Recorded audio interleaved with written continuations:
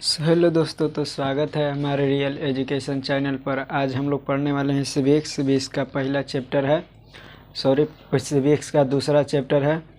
और ये जो है पहला चैप्टर पढ़ा चुके हैं, जिस पर इस चैनल पर वीडियो अपलोड हो चुका है।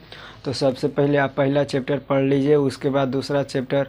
पहला चैप्टर दूसरे चैप्टर से लिंक रहता है, सभी बल्कि सब सीरियल बाय सीरियल रहता है, सभी चैप्टर एक दूसरे से लिंक रहता है। तो आप पहला चैप्टर जो है वो पढ़कर आप देखें इस वीडियो को। और इस वीडियो जो है एक छोटा होगा, और ये जो सिविक्स का वीडियो है, तो इस चैप्टर का नाम है सत्ता में साझेदारी की कार्य प्रणाली। यानी जो हम लोग पढ़े हैं लोकतंत्र में सत्ता की साझेदारी, पहला चैप्टर जो पढ़े हैं उस सत्ता में साझेदारी की कार्य प्रणाली जो पढ़े हैं, तो उसके बारे में हम लोग अब पढ़ेंगे कार्य प्रणाली की किस तरह से जो है वो कार्य को किया जाता है एक नियमित रूप से, कानूनी रूप से।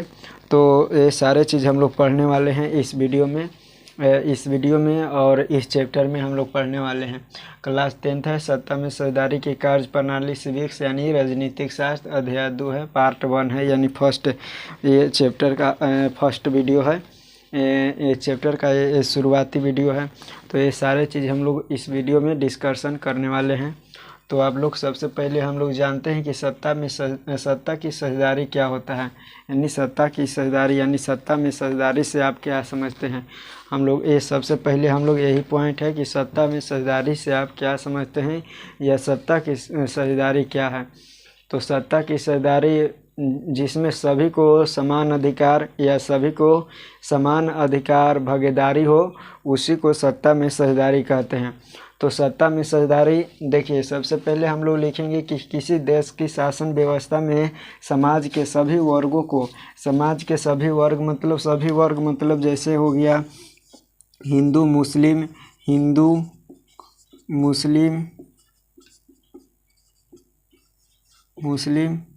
सिख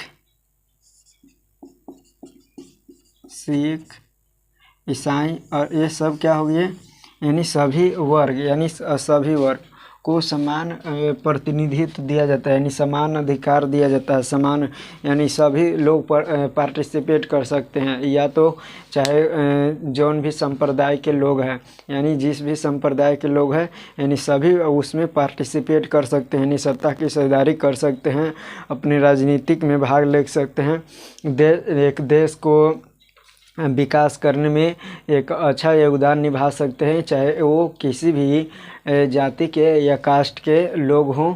तो उसी को यानी समान प्रतिनिधित्व दिया जाता है, और ऐसे व्यवस्था को ही सत्ता में साझेदारी कहलाता है।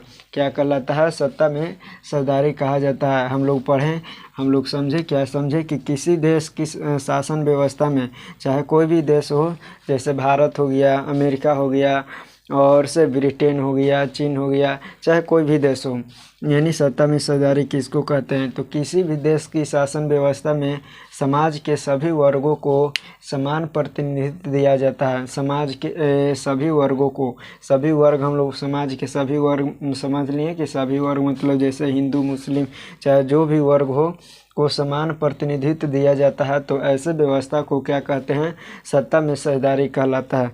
तो ऐसे व्यवस्था क्या कहलाता है? सत्ता में साझेदारी कहलाता है। अब हम लोग जानेंगे कि सत्ता में साझेदारी तो समझ गए कि सभी को समान प्रतिनिधित्व दिया जाता है, उसी को क्या कहेंगे? सत्ता में साझेदारी कहेंगे। यानी किसी भी देश के सभी वर्गों को समान प्रतिनिधित्व दिया जाता है, तो उसी को क्या कहेंगे? सत्ता में साझेदारी कहेंगे। लेकिन ये सत्ता में साझेदारी किया क्यों जाता है, यानी सत्ता में साझेदारी हम लोग क्यों करते हैं, तो इसके बारे में हम लोग अब जानते हैं कि सत्ता की साझेदारी क्यों ज़रूरी है। यानी हम लोग अगला जो क्वेश्चन है हम लोग ये है कि सत्ता में साझेदारी आखिर किस लिए हम लोग करेंगे, काहे ला करेंगे, तो ये हम लोग समझेंगे। देखिए, सत्ता में साझेदारी इसलिए करेंगे क्योंकि यह जो है आपसी टकराव को, यानी सभी को एक समान प्रतिनिधित्व दिया जाता है। इसके वजह से आपसी मतभेद यानी जितने भी हमारे समाज में जितने भी गलत जो बुराइयां हैं या अवधारणा है वो क्या हो जाएगा, आपसी मतभेद दूर हो जाएगा। जैसे सपोज मान के चलिए कि एक कास्ट है और दूसरे कास्ट से क्या है, यानी एक कास्ट और दूसरे कास्ट से बिल्कुल लड़ रहा है और उसको अभी पता नहीं है।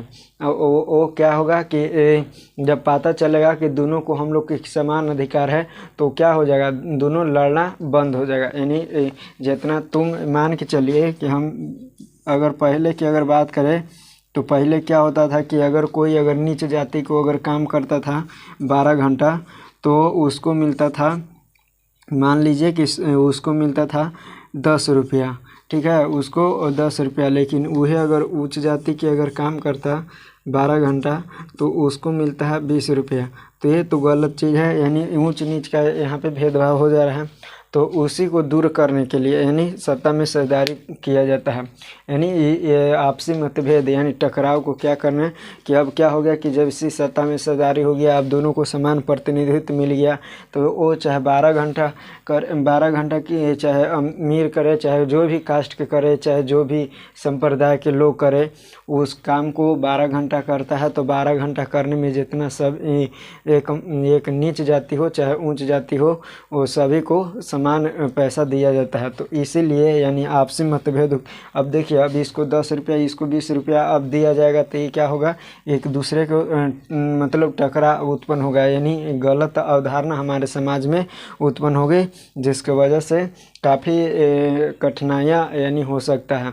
तो वो क्या हुआ कि सत्ता की साझेदारी क्यों जरूरी है, तो हम लिखेंगे कि सामाजिक विभाजन के फलस्वरूप उत्पन्न होने वाला, सामाजिक विभाजन के फलस्वरूप, सामाजिक विभाजन मतलब कि समाज अलग अलग के फलस्वरूप उत्पन्न होने वाला, यानी अलग अलग उत्पन्न होने वाले आपसी मतभेद को, यानी जो अलग अलग मतभेद उत्पन्न होता है उसको क्या करता है, मतभेद या टकराव उत्पन्न होता है तो उसको सुलझाने के लिए क्या किया जाता है, सत्ता में साझेदारी किया जाता है। जो हमारे समाज में है, समाज में विभाजन हो रहा है, समाज में आपसी टकराव है, तो उसको दूर करने के लिए क्या करने के लिए, उसको दूर करने के लिए, उसको सुलझाने के लिए क्या किया जाता है, सत्ता में साझेदारी किया जाता है, सत्ता में साझेदारी किया जाता है। आप समझ गए होंगे कि सत्ता में साझेदारी क्यों किया जाता है। फिर से हम लोग देख लेते हैं कि सत्ता की साझेदारी क्या है। समाज के विभिन्न विभाजन के फलस्वरूप, समाज के विभाजन के फलस्वरूप उत्पन्न होने वाले आपसी मतभेद या टकराव, आपसी टकराव या मतभेद को सुलझाने के लिए सत्ता में साझेदारी किया जाता है, सत्ता में साझेदारी किया जाता है। तो आप जितने भी आप लोग देख रहे हैं इसको अपनी कॉपी पर नोट कीजिएगा और एक बेहतरीन नोट जो है वो तैयार हो जाएगा। तो आप लोग सबसे पहले आप समझिएगा, उसके बाद कॉपी पर नोट डाउन कीजिएगा और रिवीजन समय समय पर करते रहिएगा। अब हम लोग जानते हैं कि सत्ता में साझेदारी जो है वो सत्ता में साझेदारी का होना अति आवश्यक है। इसके दो तर्क हैं। सत्ता में साझेदारी अगर नहीं होगा तो बहुत हमारे देश है वो देश में हमारे समाज में आज भी है विभाजन तो लोक रहा है, लेकिन और से ज़्यादा विभाजन हो जाएगा। हमारा समाज एक छोटे छोटे टुकड़ों में टूट जाएगा हमारा समाज। तो इसको ये जो है सत्ता में साझेदारी जो है अति आवश्यक है, यानी होना अति आवश्यक है। अगर ना होगा तो हमारा देश बड़ी अच्छी तरह से नहीं चल पाएगा। तो इसके दो तर्क हैं, पहला है उपाय और दूसरा है नैतिक। पहला है क्या कि उपाय, हम लोग क्या उपाय है, उसके बाद नैतिक यानी कानूनी रूप से क्या उपाय है, यानी कानूनी रूप से क्या किया जाता है। तो हम लोग यही जो है सत्ता में साझेदारी के लिए पढ़ेंगे। सबसे पहला कि उसका उपाय क्या है और नैतिक यानी कानूनी रूप से क्या है। तो देखिए सबसे पहले हम लोग उपाय देने देखेंगे कि यह आपसी टकराव विरोध हिंसा को क्या करता है, रोकने का कार्य करता है। जो आपसी मतभेद है, आपसी टकराव है, उसको सबसे पहले उपाय देने क्या हो जाएगा, उसको रोकने का कार्य करता है। कौन, सत्ता में साझेदारी। अब देखिए रोकने का कार्य करता है। अगर हम लोग कानूनी रूप से अगर देखें तो क्या सही है और क्या या तो क्या गलत है, सही फैसला सुनाना, यानी जो नैतिक है यानी जो हमारा कानून है वो हमेशा क्या करेगा, सही फैसला सुनाएगा। यानी गलत और सही का निर्णय कौन लेता है, तो जो हमारे कानूनी रूप से जो हमारा प्रतिनिधि है वो क्या करेगा, गलत और सही का फैसला सुनाता है, यानी नैतिक देने हो गया। उसके बाद हो गया उपाय देने, दूसरा हो गया कि सभी नागरिकों को समान अधिकार देता है। कौन, उपाय, यानी सत्ता में सरदारी किया जाता है तो सभी प्रतिनिधियों को क्या किया जाता है, समान प्रतिनिधित्व, सभी नागरिकों को समान प्रतिनिधित्व दिया जाता है। लेकिन हम लोग अगर नैतिक देने देखें तो नैतिक देने देखेंगे तो सत्ता की सरदारी को लोकतंत्र का प्राण आत्मा कहा जाता है। कहेगा कि लोकतंत्र का आत्मा किसको कहा जाता है, लोकतंत्र का आत्मा किसको कहा जाता है, तो सत्ता की सरदारी। देखिए सत्ता की सरदारी को क्या किया जाता है, लोकतंत्र का आत्मा, यानी सत्ता की सरदारी के लोकतंत्र का क्या कहा जाता है, आत्मा कहा जाता है। क्या कहा जाता है, आत्मा। और एक चीज़ और है कि लोकतंत्र का प्राण किसको कहते हैं, लोकतंत्र का प्राण किसको कहते हैं, तो होता है राजनीतिक दल। आगे पर बताएंगे। तो देखिए सबसे पहले हम लोग देखें कि यह आपसी टकराव को क्या करता है, हिंसा, यानी आपसी टकराव, विरोध, हिंसा को रोकने का कार्य करता है उपाय देने। उसके बाद देखें नैतिक देने कि यह जो है क्या सही है क्या गलत है, सही फैसला सुनाना। और इसने उपाय देने देखें दूसरा कि सभी नागरिकों को समान अधिकार दिया जाता है, सत्ता के सरदारी को लोकतंत्र का आत्मा कहा जाता है। तो इतना चीज़ हम लोग देखें सबसे पहले।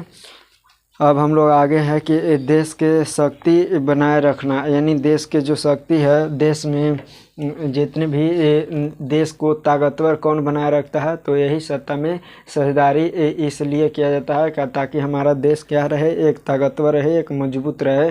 सभी लोग अगर जुटा रहेगा, मान के चलिए कि एक अंगुली से हम लोग मारेंगे किसी को तो उतना चोट नहीं लगेगा, 2 अंगुली से मारेंगे थोड़ा सा ज़्यादा चोट लगेगा एक अंगुली के अपेक्षा। मान के चलिए कि 2 अंगुली से हम लोग मारेंगे तो थोड़ा सा 3 अंगुली के से मारेंगे तो 2 अंगुली के अपेक्षा ज़्यादा चोट लगेगा। अगर हम लोग 4 अंगुली से मारते हैं तो 3 अंगुली की अपेक्षा ज़्यादा चोट लगेगा। अगर हम लोग 5 मारते हैं तो क्या हुआ कि सबसे ज़्यादा चोट लगेगा।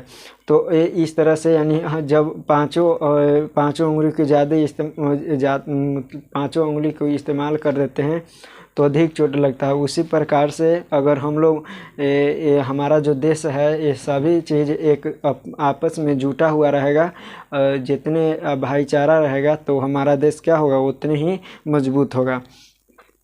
उसके बाद है यानी है कि सभी समूह की भागीदारी होना चाहिए, क्योंकि नागरिक एक समाज समान है। अमीरी गरीबी काला गोरा अशिक्षित सबके समान अधिकार देना चाहिए। यानी नैतिक देने का क्या कहता है, यानी कानूनी रूप से देखें तो क्या कहता है कि चाहे कोई भी लोग हो, चाहे अमीर हो चाहे गरीब हो, या ऊंच हो या नीच हो, या शिक्षित हो या अशिक्षित हो, वो हमेशा दोनों को क्या करना चाहिए, समान अधिकार दिया जाता है। किसके देने, नैतिक देने, कोई भी हो। यानी फिर से हम लोग देख लेते हैं कि सभी समूह की भागीदारी होनी चाहिए, सभी समूह की भागीदारी होनी चाहिए, क्योंकि नागरिक एक समान है, नागरिक एक समान है। अमीर गरीब काला गोरा शिक्षित अशिक्षित सबका समान अधिकार दिया जाता है, ये नैतिक देने कहता है। उसके बाद है इधर है उपाय देने हम लोग देख लेते हैं कि अल्पसंख्यक समुदाय को बहुसंख्या के सुरक्षा प्रदान करना। जो उपाय अगर हम लोग देखें तो उपाय देने क्या हो जाएगा कि जो अल्पसंख्यक लोग हैं, जिसकी संख्या कम है, चाहे जो भी कास्ट के हो या कोई भी संप्रदाय के हो, तो जिसकी संप्रदाय यानी जो भी संप्रदाय के लोग हो या कास्ट के हो, तो उसकी संख्या अगर कम है तो जो बड़े संख्या यानी अधिक संख्या यानी जिसकी संख्या अधिक है तो उससे क्या करना, सुरक्षा प्रदान करना।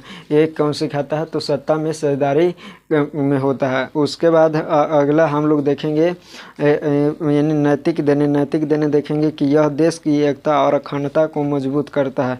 यह क्या करता है, जो देश है उसको एकता और अखंडता यानी एकजुट रहने के लिए चाहिए। और अखंडता यानी हमारा भारत अखंड है, यानी कभी तोड़ा नहीं जा सकता है। अगर हमारे देश में ये सभी एकता जब तक रहेगा तब तक नहीं तोड़ा जा सकता है। तो हमारा देश अखंडता को क्या करता है और मजबूत करता है। उसके बाद लोकतंत्र की मजबूती प्रदान करता है कौन, तो यही जो नैतिक है, इसलिए सत्ता में हिस्सेदारी किया जाता है। आई होप आपको समझ में आ गया होगा।